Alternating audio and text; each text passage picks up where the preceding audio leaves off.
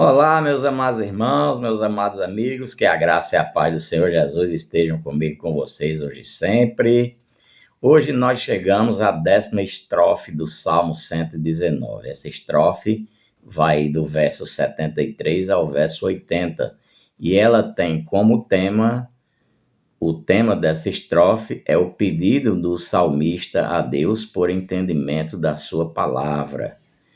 E essa estrofe, ela remete à 10ª letra do alfabeto hebraico, Iod. Essa letra, ela significa mão, e ela traz a ideia de humildade, por ela ser a menor letra do alfabeto hebraico. Diz assim a palavra do Senhor: As tuas mãos me fizeram e me afeiçoaram, ensina-me para que aprenda os teus mandamentos. O salmista está reconhecendo aqui que ele é um ser criado por Deus, que ele não é um produto de evolução de nenhum animal. Ele é um ser criado por Deus e ele pede entendimento a Deus para ele compreender e aprender os mandamentos do Senhor. O verso 74, alegraram-se os que te temem quando me viram, porque na tua palavra tenho esperado. Aqui um ensinamento importante para nós. Nós devemos nos alegrar quando nós nos encontramos com outros discípulos de Jesus, com outros crentes, outros cristãos. Por quê? Porque professamos a mesma fé. Isso é um motivo de alegria para nós.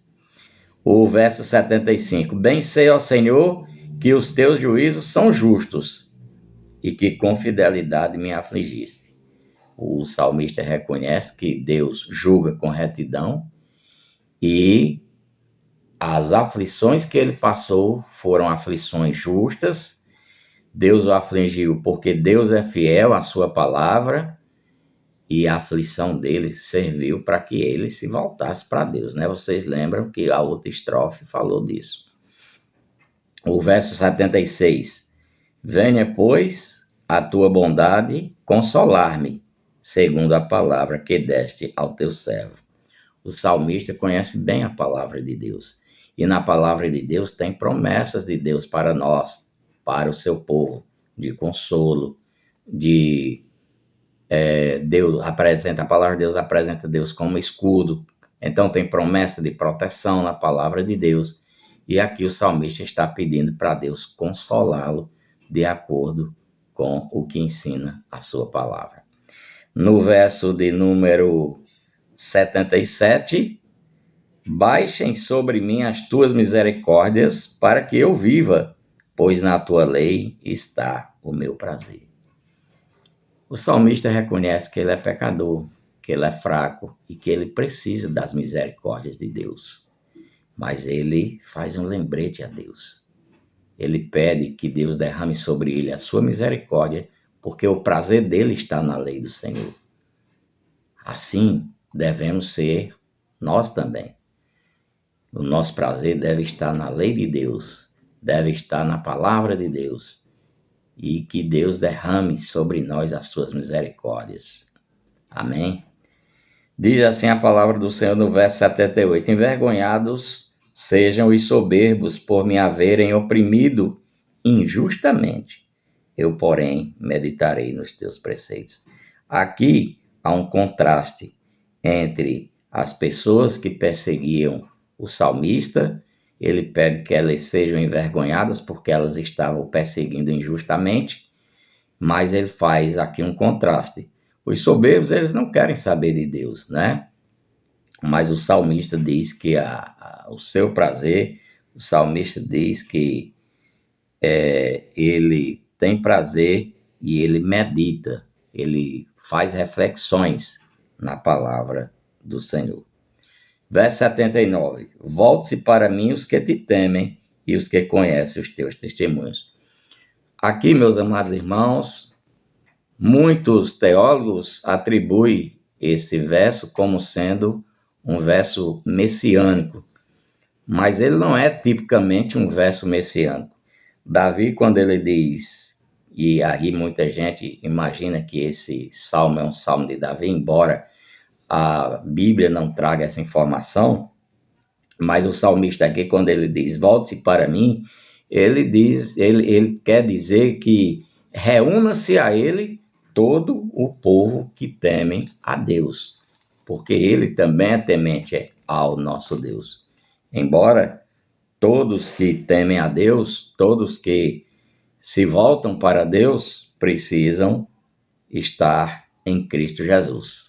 Mas esse verso não é um verso tipicamente messiânico, tá?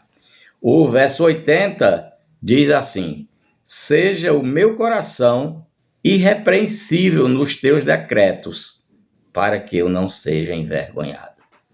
Meus amados irmãos, meus amigos, de que forma nós somos irrepreensíveis?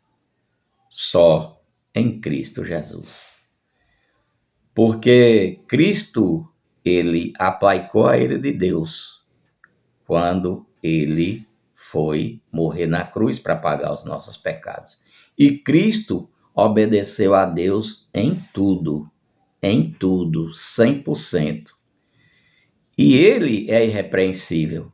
E quando Deus olha para nós, ele não vê mais os nossos pecados, porque Cristo já pagou os nossos pecados na cruz. E aí, em Cristo Jesus, nós nos tornamos irrepreensíveis, porque Cristo conquistou esse mérito para nós, lá naquela cruz. Então, não tem outra maneira de nós sermos irrepreensíveis perante Deus, a não ser em nosso Senhor Jesus Cristo.